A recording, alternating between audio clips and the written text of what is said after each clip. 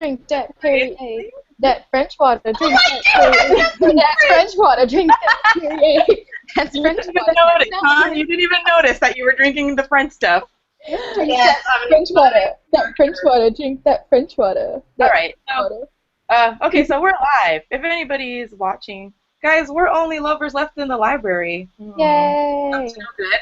And we are a book club, and we read Vaginal Fantasies book pick. Usually it's romance and genre, and this month it was bodice-ripping historical romance from the French Revolution, and it was called The Spymasters Lady. I am against this Which title. is a theme of contention. You're against what? The title! Why is it the Spymaster's Lady if she's the main character? It should be the Spymaster's man. Yeah, but I think... Maybe they're calling Grey a lady. I think to put an emphasis on her as a weak character, which we'll go on that in a little while, the only reason that she was able to go through this, especially the drama at the end, was because she was in love with Grey. Oh, yeah. Okay, that makes sense. So she had to be... The only reason that she found out her heritage, which we'll also go into at the end, is because she never would have... Yeah. Yeah. Oh, well... She would have just been a happy fox cub if she hadn't been like, maybe I do have feelings. I read this book really early. I read it and I finished it super fast. I read it really early in the month. So I remember the story, but I don't remember like the details of it at all. Like I know that Girl, I got notes. Yeah. And if Andrew, just so you know, remember how last month Sarah was a little distraught about romance genre? Well, this month is totally turned around because the Spymaster's Lady was not a bad Yes. It was. There were some things about her that got on my nerves. Mm-hmm. But Temporary blindness, guys! Why was this never explained? I just can't get over the little thing that was like pushing on her eyes, but then it like floated away, and it was like on my brain. And then once it, okay, we're getting ahead of ourselves though. Like, Okay, exactly. So Sarah, are you gonna summarize it, or like maybe I don't know which? I can try. If I get off track, you stop me. Okay. Wait, let me sip my wine, guys. Oh, what are you drinking? Are you Sarah's drinking Perrier. Tashay I didn't even mean it. is having. Tashay is drinking Cabernet Sauvignon. And I'm having Purple Haze because it's the beer that's in the fridge. Is that's the one I drank last time I was there. Yeah, It's because her vision was hazy, because she was blind. I got you. And purple's the color of royalty, and it sure is. Was Spy royalty?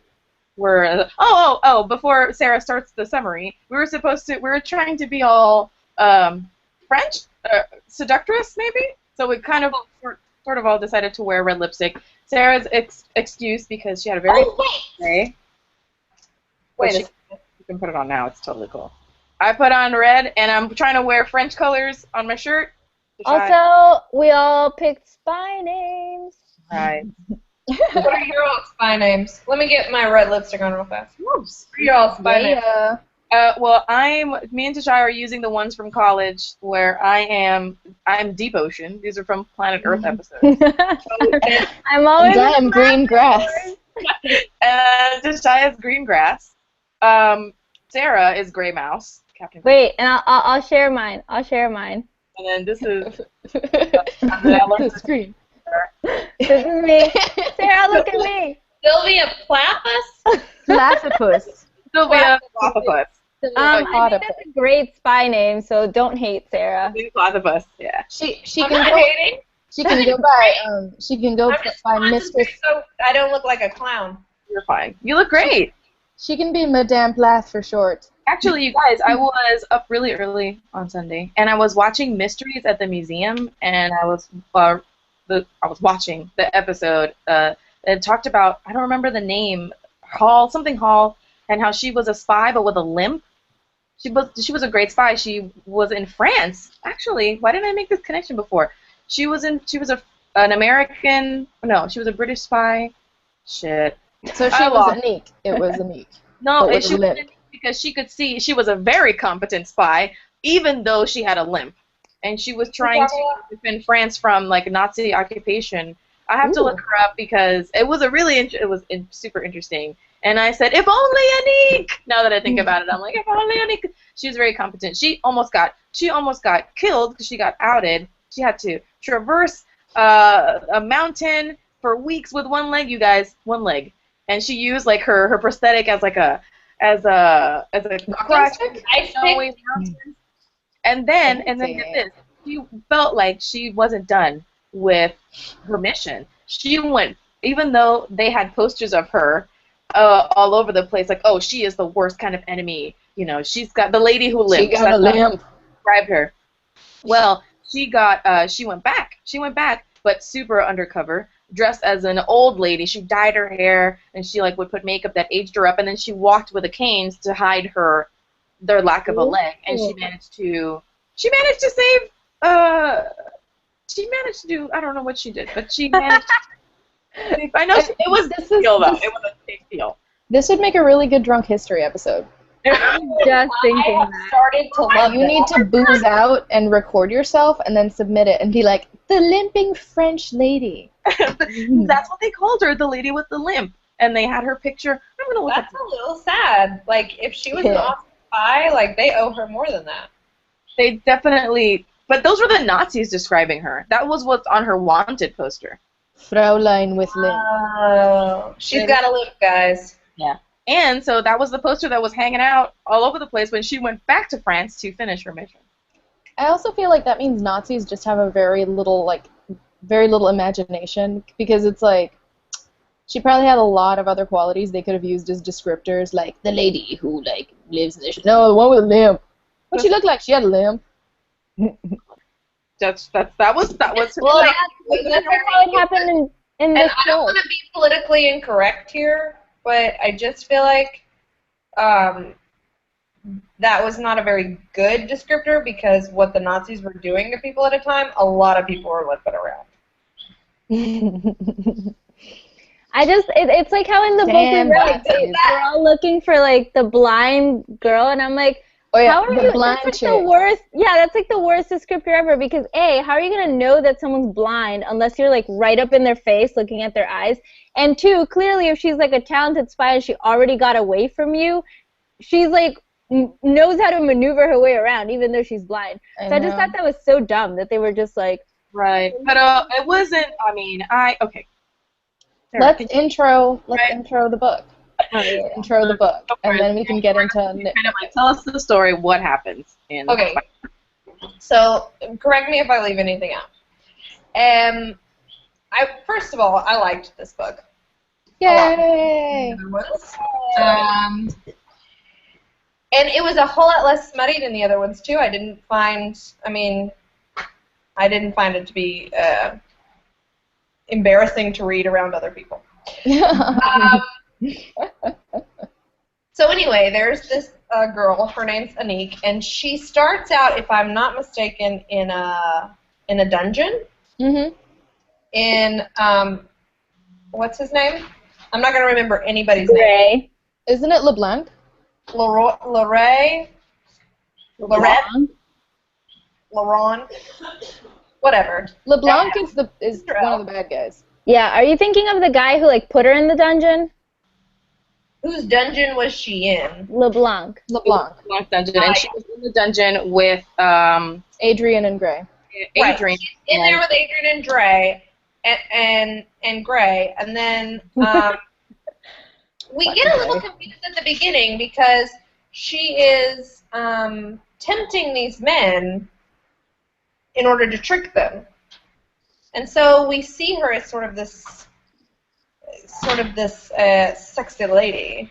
Right? She puts on the persona of the harlot or something like that. Right. But that's when the descriptions were a little bit strong, because I was like, this is going to have a lot of rape in it, and I was a little nervous because I don't enjoy reading that. But that was really the only time. So anyway, She ends up tricking her way out of the dungeon, and she knows that Adrian is really injured because he's been shot in the stomach or in the chest or somewhere. In the chest. And in the cavity. Torso. Okay. Torso region. He, so she and Gray, after she seduces this man, and I don't remember his name either. Sorry. Henry? Was it Henry? She seduced Henry, yeah. Henry with an eye. tricks him, and then they just kind of like they make their way out. You know, she. Yeah, it doesn't describe them getting out, so there's no conflict there. They just bent. Yeah, I know she has like a sock filled with rocks. And the thing is that she remembers exactly. That's important. She remembers exactly how to get out of there. She's been there before, hasn't she? Or she's been in the house before. She's been in the house before. Yeah. And that's important because she's been there once. Essentially, she is being captured. She is captured by her own people. She's captured by her own people because they want Napoleon's plan. That she has these plans in her head about how you don't know that at first. Napoleon is going to attack Britain. Okay, so anyway, they get out, and the tables turn because Gray says, I can't let this girl go. Of course, he's also, like, fighting these sexual urges. Yeah, he had a boner in the jail. He had a boner as soon as he saw him. He had a boner as soon as he knew. He's like, that's awkward. Oh, that's Fox Cub? I'm buying you. Swing. Anyway. So... Leshwing, I guess. Wait, no, he's British. So they basically, long story short, they capture her. Okay. And but they have to hide her from her own people in order to get her to back to England. And the problem is that they discover that she's blind, and she is blind because she was like. The way I understood, she was kind of knifed in the head with a sword, right? Just knifed in the head. Knifed in the head, created blindness. Stabbed in the head with a sword. And so it was described as if something inside, like a part, just sort of like, this is one of the parts that was like, wow. A mysterious cloud fluttered. Came unscrewed or something. That's how I got the vertigo. And she's blind. Yeah, what I thought it was is that she got stabbed, and the pressure from the stabbing created a clot at her optic nerve, maybe.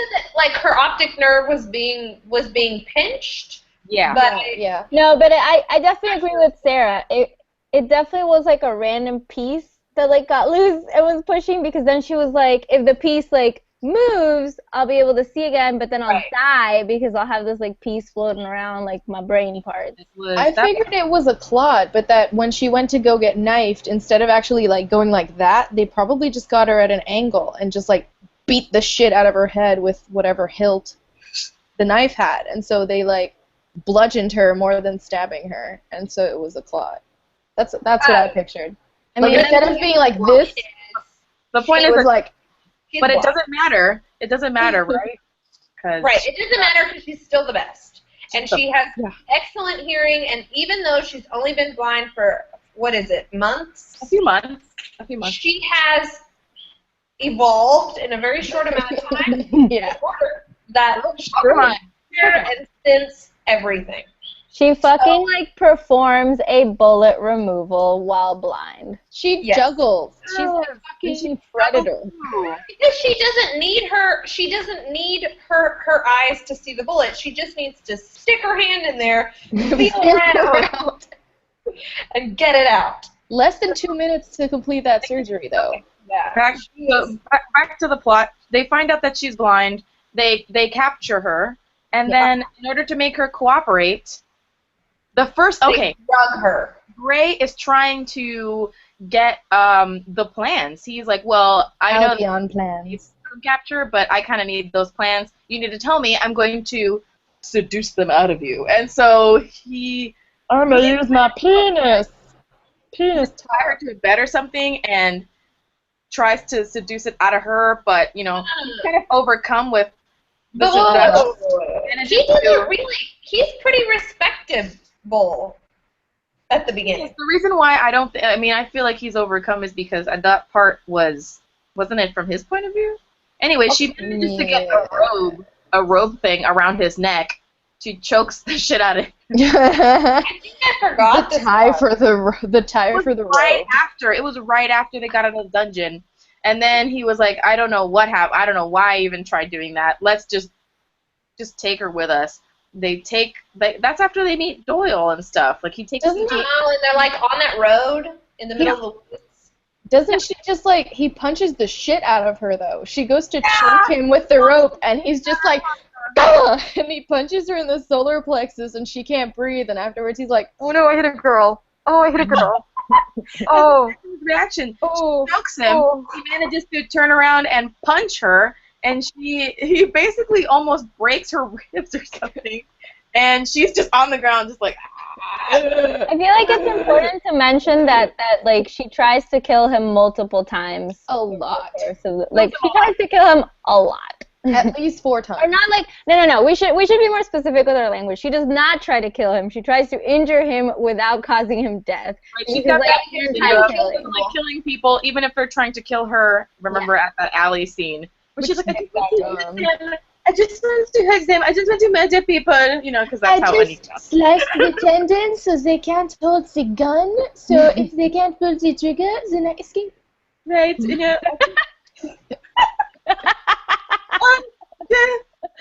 I am a Spymaster, but I also just don't believe in death. Death is so blasé. It is blasé. Okay. That's Annique. Guys, I am Annique, okay?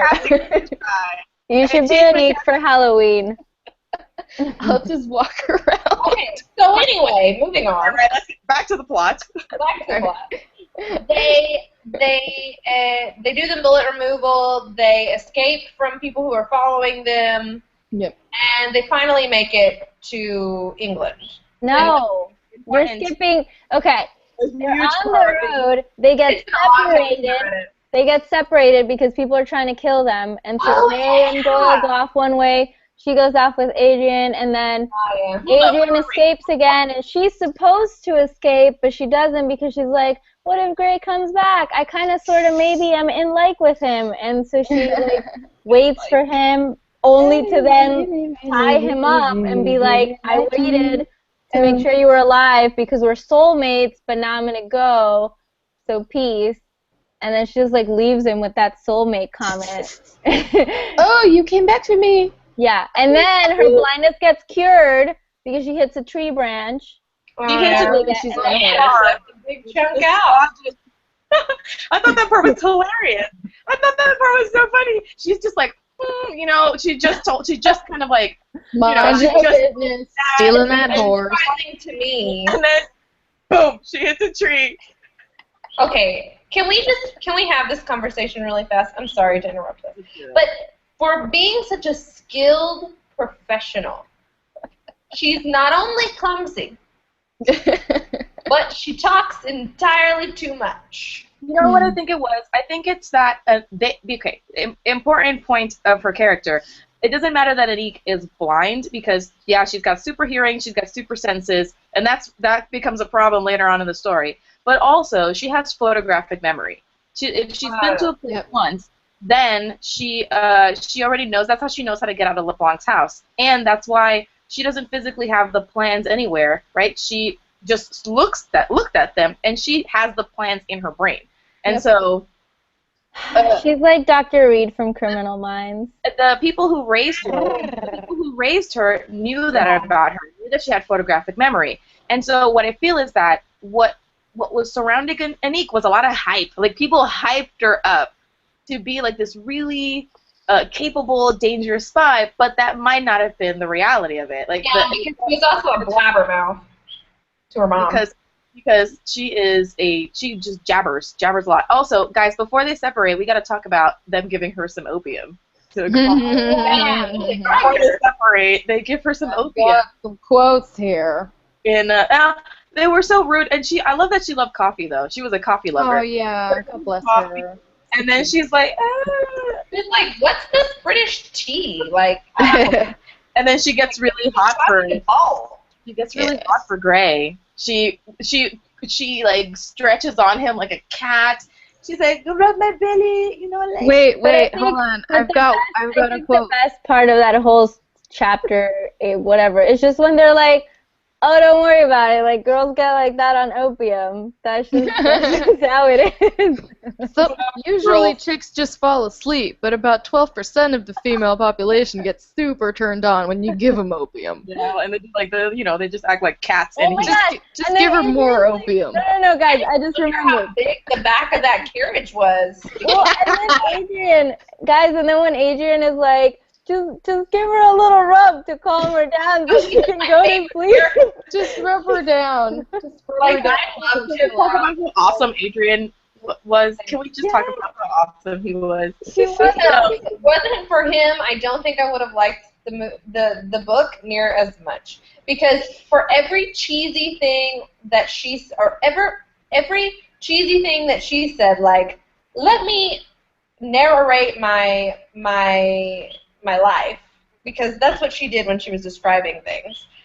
And then for every serious, stupid thing that Gray said, Adrian had a smart aleck comment, which I love. Not just smart ass. I didn't highlight it. Just rub her belly, dude. Like, just do it.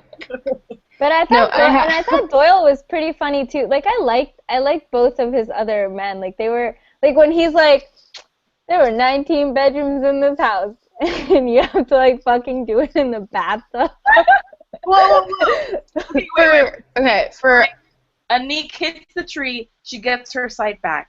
She decides, well, let me just make a new life for myself in England, right? She goes to England. She convinces a dude on a boat to take her to England because she's so freaking smart.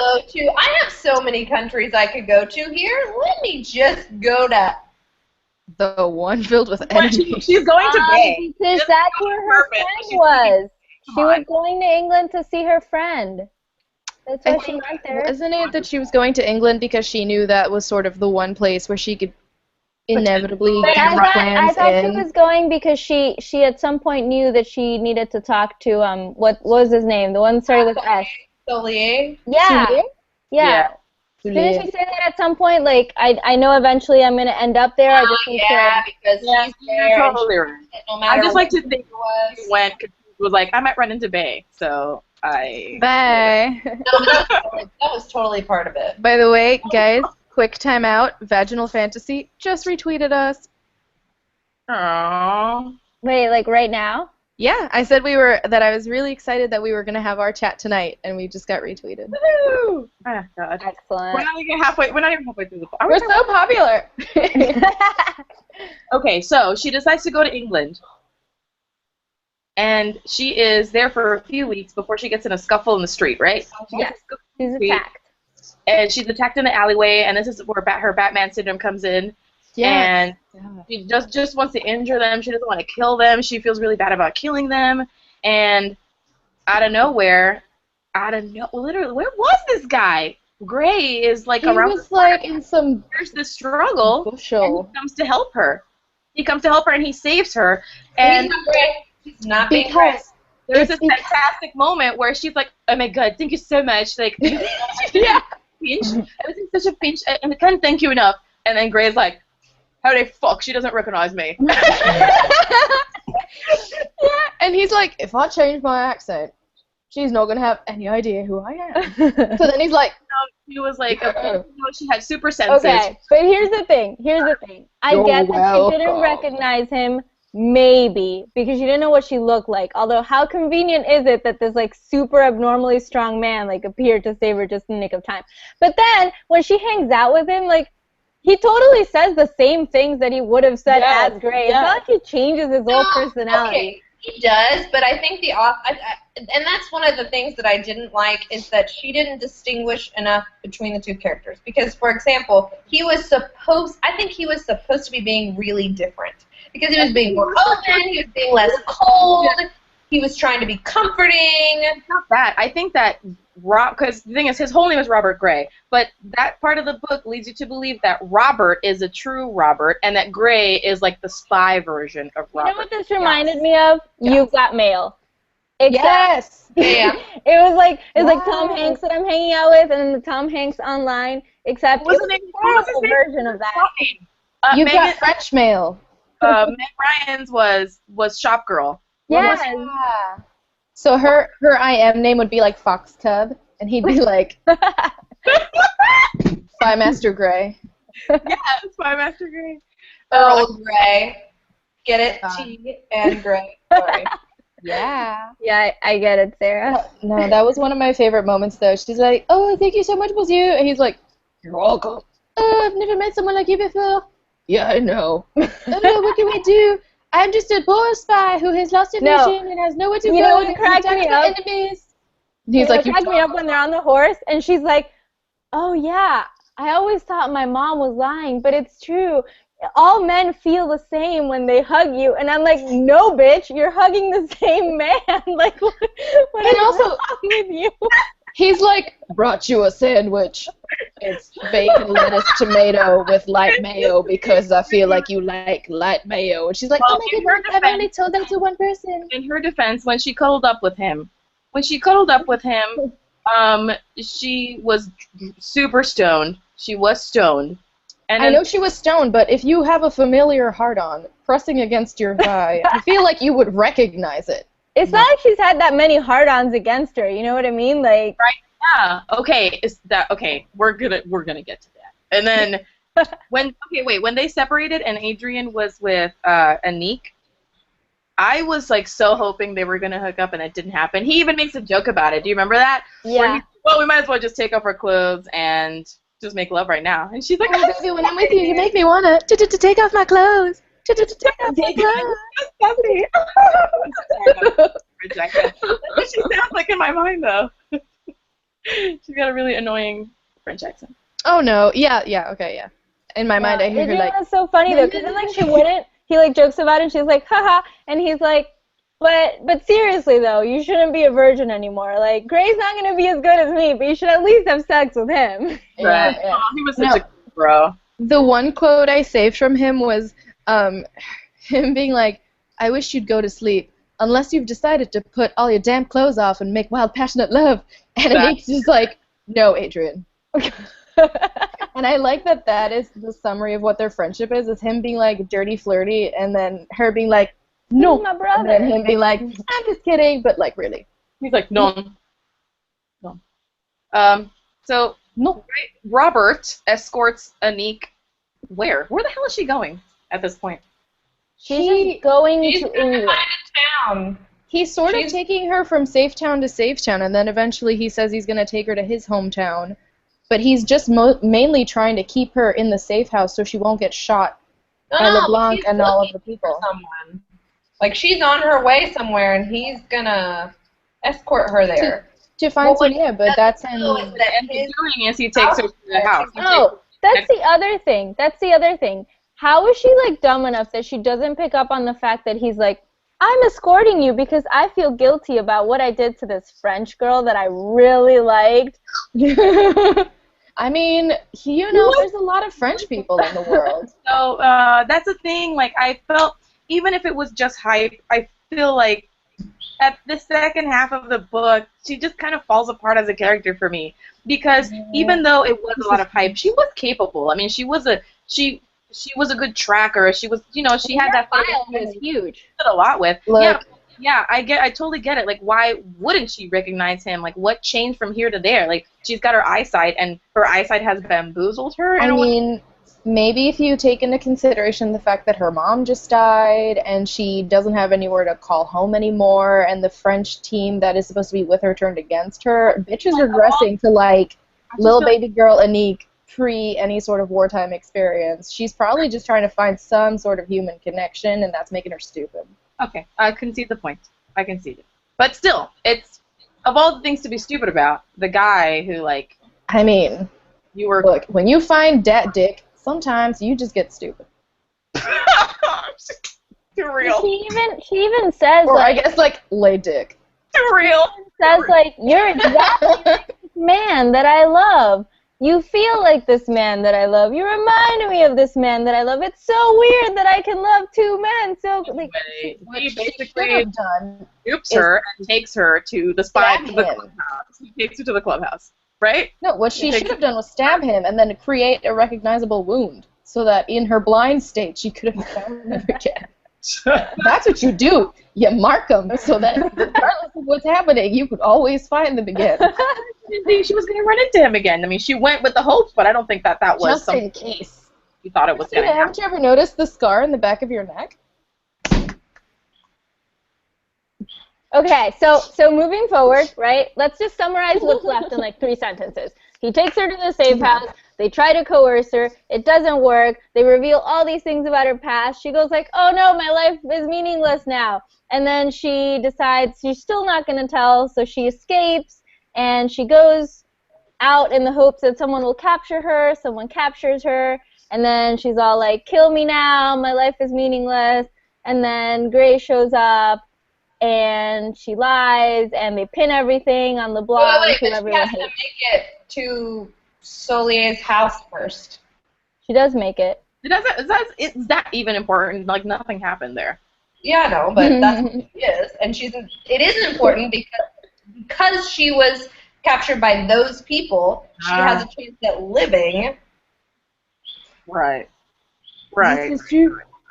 Because if she had been I remember thinking, like, well, nothing happened here. Like, what was the point of meeting? Nothing does happen except for a bunch of this. Yeah. I like that they pinned everything on LeBlanc. By LeBlanc, then she would have died. Ooh, yeah.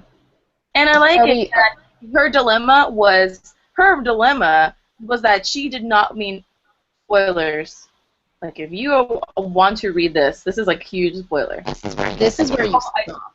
Annique's whole identity is completely shattered because she finds out she's not French. She's not French. What is it? I'm getting Wales. Right? She's Welsh. She's Welsh. Her name is Annique.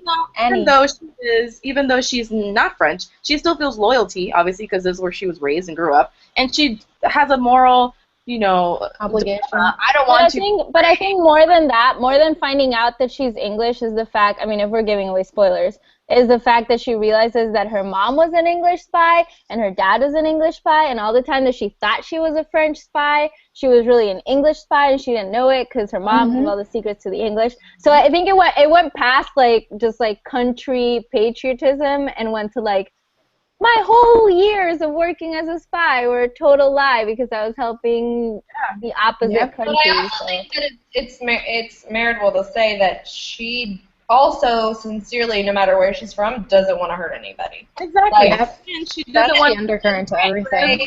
She doesn't want to say the plans, and she never actually does because Gray says, "Oh, she already told me." And no, she says that. No, she says she's already told him. And he goes along with it.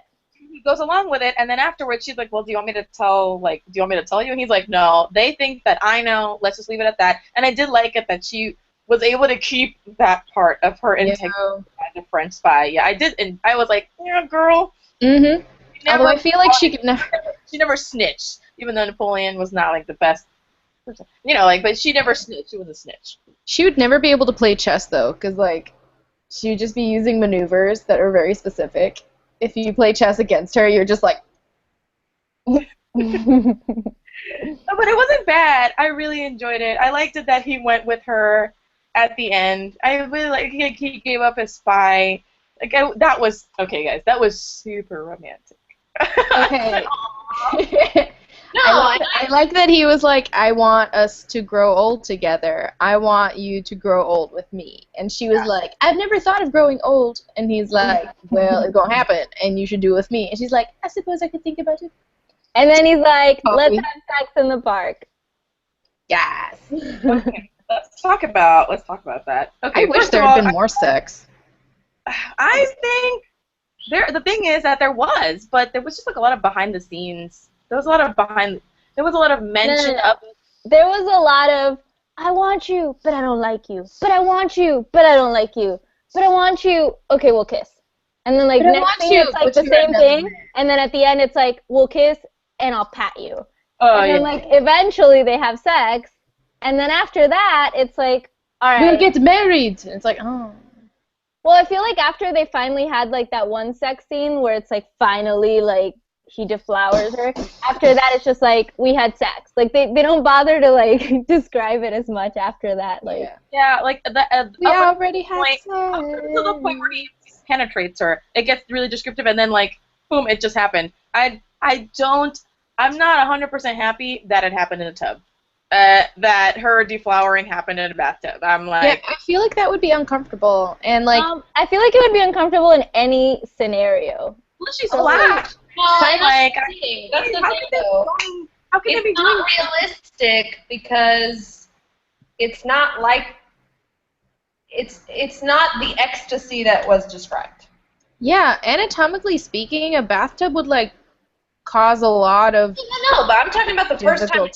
It's just her first time was like pure, like those commercials with the people on the ecstasy. Well, and that's the thing is the description's not consistent because the author describes it as okay. He's thinking this is her first time. I'm gonna have to be gentle, and she's then, like, it changes over to a regular, regular. How you do it, I guess. No, and not only that, I was always under the impression that he knew that she was a virgin, but when they had sex, he's like, oh, whoa, you've got to prepare a man for, a moment like this. And I'm like, what? I thought you knew that she hadn't banged anybody. No, because... No, that was because she went really fast, and all of a sudden he was like, whoa, you need to, like, let me ease into this because I can't control myself. Yeah, because he knows she's a virgin, and she, like, rammed situations into hard gear, and he's like, I was gonna, like, ease stuff in, but you, like, literally just sat on me. And, like,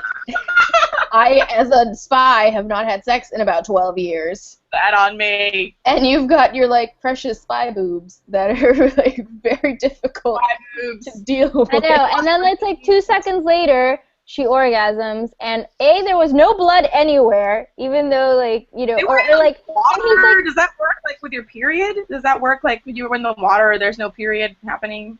I don't know, but I felt like he was so like, oh, I need to let her rest. She's gonna be so sore. She's gonna hurt. And then it's like that night, it's like, boom, again, I want you. Like she says, she's like, I need you.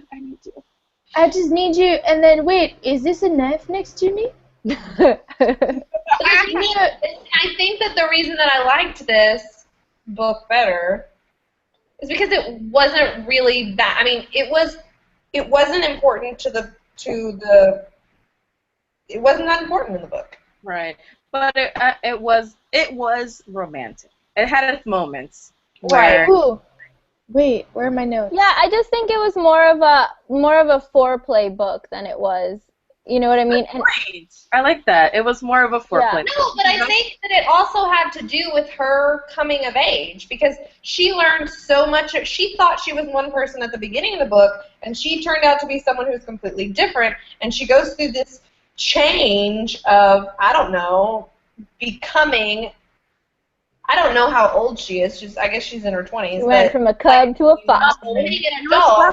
We were talking about how old Annique is, and I don't know how old is. We were talking about how old she is, and I thought she was like 18 or 19 years old. Anyway, Ray is much older than her. He is 38 at least. But if you think about it that way, like the fact that she lost her virginity and that was the main sex scene is I mean, it makes sense because she's also going through all these other changes. Yeah, milestone. I totally agree with you, but honestly, I don't really have a lot of problems with the sex scenes. I just have problems with other stuff. I didn't really have that many problems with the book in general, except that she was chatty and the blindness, guys. I cannot deal. Most of the times that I was rolling my eyes was with her quirks or traits or inconsistencies as a character because I mean, even I do like that Annique was she was a well-rounded character though, and she had her things that made her her. She was young and she was kind of naive. She was really innocent, for some things, for other things. You know, she felt really confident, but she was really in way over her head a lot of the times. Mm-hmm. And she was super chatty, and that was something that she never stopped. Like, she was very consistent that way. But as part of the plot devices, like, that she's blind, wait. Maybe we need to consider that she might have even been 17, and that was a 17-year-old talking too much. Yeah. Just, like, rambling. Yeah, if we even dial down her age a little more, then the chattiness and the whole, like, inconsistency would just be her not really being a grown-up yet, even though people keep forcing her to be this, like, mega spy. I like that she kept trying to, like, hurt Gray/escape. So, like, she kept doing it, and she kept doing, like, even though she kept failing, I was like, oh, here she goes again. All right, one more time. That was her, like, you know, because I also want to point out that we have a strong character who's not ultimately weak in terms of her self-confidence and willingness to do things. Because I think that's why it was important that she fought back, because she knew she was attracted to him, but she still tried to kill him, like, or hurt him really badly. Mm-hmm. Mm-hmm. No, she was. Which you can appreciate. I certainly respected it. The best thing about the book was Annique, and she was part of the weird stuff about it, but she was the best part because her story was really cool. Her story was cool. I even though Gray was the main character, I didn't feel like I really got to know him that much. I felt like Adrian stuck out to me a lot, and Doyle did too. Yep. I thought the bad guy was just so. I mean, I don't know about you guys, but I feel like all of them predictable. Aramis has so far. I'm sorry, Aramis. You know what I wanted to know the whole time? I was like, why doesn't he fucking kill Henry? I'm like, this guy has screwed up like 5 times. He like keeps letting her go. If this guy is so evil and like tortures people, why hasn't he like tortured and killed Henry? Like, I never got that. Audience. I think Henry was always like his punching bag in his audience. You know, whenever he's gonna do something, he's like, maybe Henry's like his stepbrother, and they just never mention it, and they're like related. He's like fucking Henry, but Mom will be angry. Because if they had LeBlanc do all that stupid stuff, he wouldn't have been. Wouldn't have been at all convincing as a. He was his foil, but still, LeBlanc wasn't. He was like, I'm going to do bad things because I am bad. You know. Je suis le French mean man. Je parle le evil. I only speak evil. You know. Je suis le evil. I was really concerned about it being really graphic when it came to hurting the ladies, but it was only that first scene. It wasn't really right. It wasn't too bad. After the first chapters, I got over that. Remember, when I read the first chapter, I was like, ladies, does anyone here need a trigger warning? Oh yeah. I wondered about that at one point. I was like, why did Christina say that? There is not like a preview. Well, but it was never know. The fact that because really at the beginning when LeBlanc goes down to the dungeon and it talks about what he's planning to do to her, I'm thinking, has this happened? But I don't know if it's happened before, and I don't know if it will happen, and we don't know that it hasn't happened before until we find out she's a virgin. Yeah, no, I think it has happened before. I think LeBlanc has had people there, and even if he hasn't, he has his own hype. He has his own, aura of just like kind of crazy, sadistic. Yeah, no, I mean, they do talk about it. And when that guy comes to try to take her from the British headquarters, was it Remus or whatever? Now that guy scared the shit out of me. I remember that creeper, the one who's like, she is mine. Yeah. I am going to deal with this. She belongs to me. Yeah. That one. He was scary. And everyone was like, no. And he's like, she's mine. No. And then he sends the other guy, and then the other guy's like, shit, she's young. Maybe I'd feel kind of bad. But no. Does anyone have any quotes to share? Like their favorite lines from the story? Yes, I do. Yes, I do. I need to start writing them down. I'm so All right, bad I'm gonna read one of. All right, I'm gonna read one of the first lines that talks sex talks, which also made me then question Gray as a character, because I didn't know if he was gonna be like rapey or not. But he was like, that smile was like a smile down his groin. Madness. He wanted to stop down across that courtyard and drag the girl upstairs and show her why she couldn't go smiling like that in public. And I was like, dude, am I supposed to like that? Because, like, I highlighted that too. Smiling. I was like, bro, she is not texting someone on the side. She's like smiling at someone. That's early in the story too, and you're just like, chill, like, chill. Y'all aren't even dating. Like, you don't even see them. It's like how they always talk about he makes her wear like inappropriate dresses or whatever, and I'm like, it's a little skeevy of you, but it's creeper. Like, she's like, I'm not gonna wear this shit. Like, when she sees it, she's like, oh, but you know what I wondered? When she's like blind and she's like, I feel like maybe they gave me inappropriate clothes, and I'm like, can you not touch your clothes? Like, how can you not tell if they're appropriate or not? I mean, how can you sometimes not tell where the air hits and where it doesn't? I'm glad you said this too, because I genuinely, like, every time she said it, she was like, I'm pretty sure they gave me an inappropriate dress. And I'm like, bitch, pat yourself down. From the end of chapter 4, and this like shocked me. This is one of the first moments where I was like, dude, chill. So it says, damned if we'd fight her again, or maybe this time she'd play the whore and offer to part those sweet thighs for him. If she offered, maybe he'd just take her. They could wrap themselves around each other and tussle that way for a change. He'd use her and roll aside and forget her. There'd be no magic to the woman when she was slick and sweaty underneath him. She'd just be another willing body. And then this is their paragraph break is a paragraph break because he has a pause and he says, that was a damned unprofessional way to think about a prisoner. Yes. And maybe I'll just chain her to the bed. He didn't glance back. Doyle said, Robert? Like, dude, stop. And then Adrian said quietly, let him go. It's between them now. He checks himself a lot. He definitely has a lot. Okay, I highlighted a lot of cat references. Yeah. Because, okay, for example, here.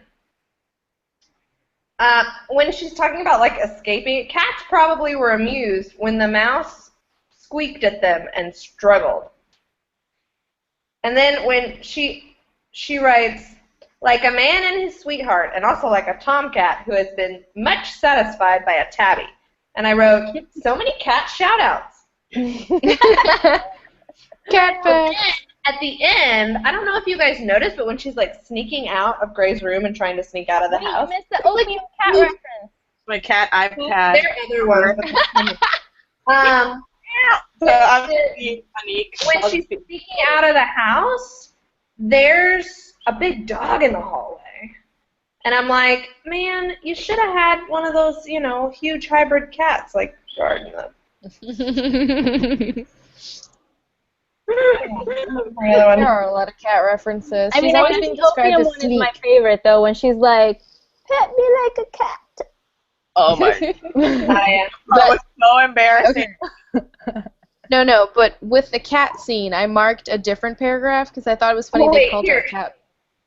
Wait, I have another one. I'm sorry. She would seek out an obscure place, become plain and simple Anne, perfectly ordinary Anne, and take up work which did not decide the fate of nations. She would perhaps keep a cat. It would be such a restful life. And I wrote, great idea. I found the when she's high. Such a cat lady. On opium. Okay, so this is it. She says, once she lay with the softness of a bed beneath her. Gray's body sprawled beside her, sleeping. The bed was warm with him, and his arms lay across her, heavy and relaxed. Desire uncoiled in her. Her skin stretched tight over 1,000 humming feathers. Yes, I marked that. And slid herself against him, and it burned. And it burned. Legs, it burned and sang, and she pressed and pressed herself against him, so she's like dry humping. She is masturbating herself on him. He woke.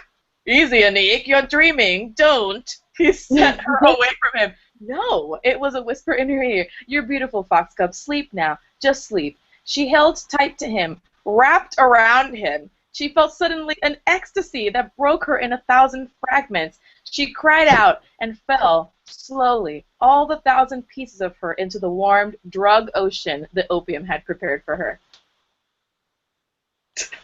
So she like masturbates on him, and he's like, I wish I had Barbies.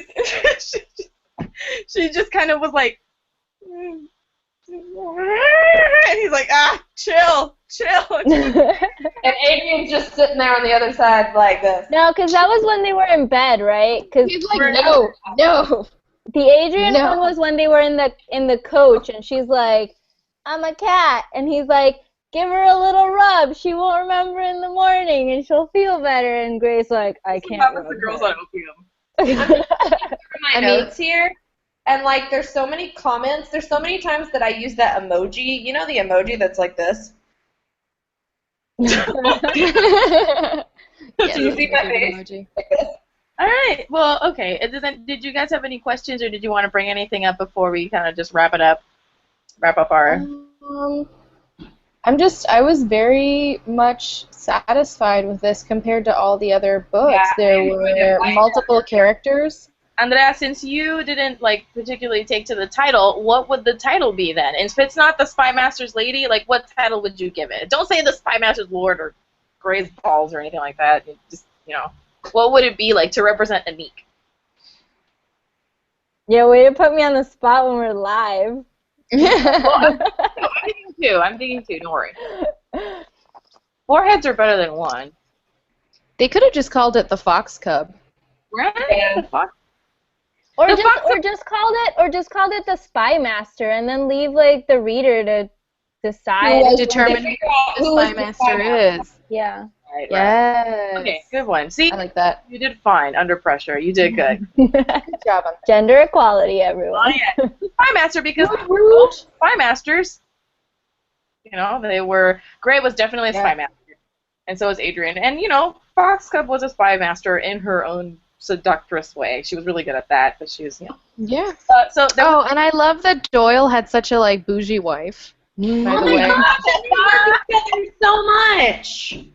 They were so cute. She was cool. There are other I mean, it's a little weird that she lent her underwear, right? Like, I get the dresses. I mean, God. the French thing. And then Annique's like, I feel so sexy in this silky underwear that belongs to another woman.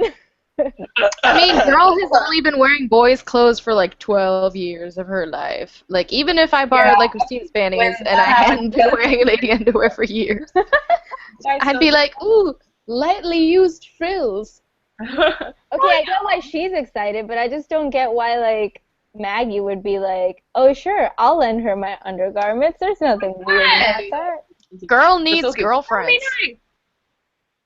She does not have enough friends. She's like, oh my god, finally, a lady. That's true. There was only 2. Maggie and her were the only 2 girls in the book. That's true. They're the only female characters. Well, and her mom, but she's not really, she's dead. She's dead. In a mysterious carriage accident that was totally not on purpose. Yeah. Christina left. What? We lost her. No, I'm here. Get a snack. No, I went to get the book. Okay, so what I wanted to say was that next month I told you guys that it's going to be a forum. I don't know which one it is yet, but I hope it's the first one, which is Uprooted, because you already have it. I already have it, but you can get it. I wanted to read you the thing. Can I read it to you? That looks like a good book. I'll probably get it on my Kindle. Check it out. It says, the first thing is a quote. It says, "Our dragon doesn't eat the girls he takes." By the way, I think that this book has a character with a weird name, like Wizard. This book has a name, Dragon. It says, Great. "Our dragon doesn't eat," or Gray, or a color. "Our dragon doesn't eat the girls he takes, no matter what stories they tell outside our valley. We hear them sometimes from travelers passing through. They talk as though we were doing human sacrifice, and he were a real dragon. Of course, that's not true. He may be a wizard and immortal, but he's still a man, and our fathers would band together and kill him if he wanted to eat one of us every 10 years. He protects us against the wood, and we're grateful, but not that grateful." That's the opening quote. And then, I don't know how to pronounce his name. It's Agnieszka? How's it spelled? Agnieszka. Can you repeat that, please? Okay, one more time. Agnieszka. Szka. So I'm going to just say Agnieszka. Agnieszka? I don't know. Agnieszka? I don't know. I'd have to listen to the audiobook version. It says, okay, so Agnieszka loves her valley home, her quiet village, the forest, and the bright, shining river. But the corrupted wood stands on the border, full of malevolent power, and its shadow lies over her life. Her people rely on the cold, driven wizard known only as the Dragon, capital D, to keep its powers at bay, but he demands a terrible price for his help, one young woman handed over to serve him for 10 years, a fate almost as terrible as falling to the wood. The next choosing is fast approaching, and Agnieszka is afraid. She knows, everyone knows, that the dragon will take Kasia, beautiful, graceful, brave Kasia, all the things Agnieszka isn't, and her dearest friend in the world, and there is no way to save her, but Agnieszka fears the wrong things, for when the dragon comes, it is not Kasia he will choose. Sounds good. I don't know, I'm like, I'll read it. I feel like we should talk about this, because if this book doesn't get picked, I feel like we should just read this one. I'm excited. That sounds good. That sounds good. You should totally vote. You can vote more than once. I don't know when they close the poll, but that's Uprooted by Naomi Novik, and she's legit. Like, I read, it was a while ago. I don't remember the title of it. I know that there was another magical element, but... Well, you should just tell people to vote for that in the description, since you have so many, like, people who follow you, Christina. Okay. I'll tweet it. Like, when you post it on your When Reading Attacks or whatever, then just say, like, P.S. guys, like, vote for this book if you want to see me talk about it. Okay, yeah. Okay. That sounds By the way, Christina's Instagram, @WhenReadingAttacks. Follow. It's cool. It's got bookish posts. I'm working on Or our Twitter handle, @TashyGirl, @EternalScout. You know what? If you want me to share your handle on the description, I will. If you want me to on the doobly-doo, that's what they call it, the description thing for the video. Yeah. Oh, sure. I'll put it on there if you want me to. Right, so I'm going to stop this podcast. If you're watching, thanks. If you're watching live, thanks. If you weren't, well, I hope you enjoyed it if you made it this far. And I hope you check out the Spymasters Lady if you are into some, the French romance. French Revolution. Not the worst out of all the books. I told y'all it would fit. Definitely. I think it's been the best one so far. Best I agree. all of them. For sure. The only one that had a quote like, every woman has a man who will eventually break her, even if she has to sleep with 70,000. It's an example of, how the book is going to end, but it was still super, and I enjoyed it. I mean, there was issues, it was but heartwarming.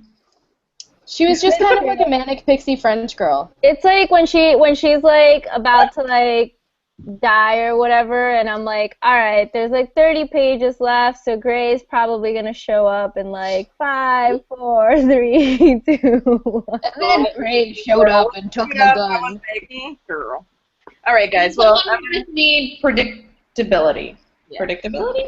Yeah, I don't know what this one's gonna be like. I mean, if it gets chosen, I don't know. I'm just saying. Because I want to read it. Come on, I already have. And then how long is this? I read a physical book club book. Come on, look at the pages, man. It's like they got those weird jaggedy pages. Yeah, sexy. Well, now I can like read it early since I have no job. Oh man. Oh, that's another thing. I may not be here next month. Yeah, because since we're gonna start studying, but she might not be with us for the hangouts. I mean, you can still come and you can hang out still and whatever. Yeah. If I don't read the book, then I'm just gonna sit here like this. So maybe I'll watch you.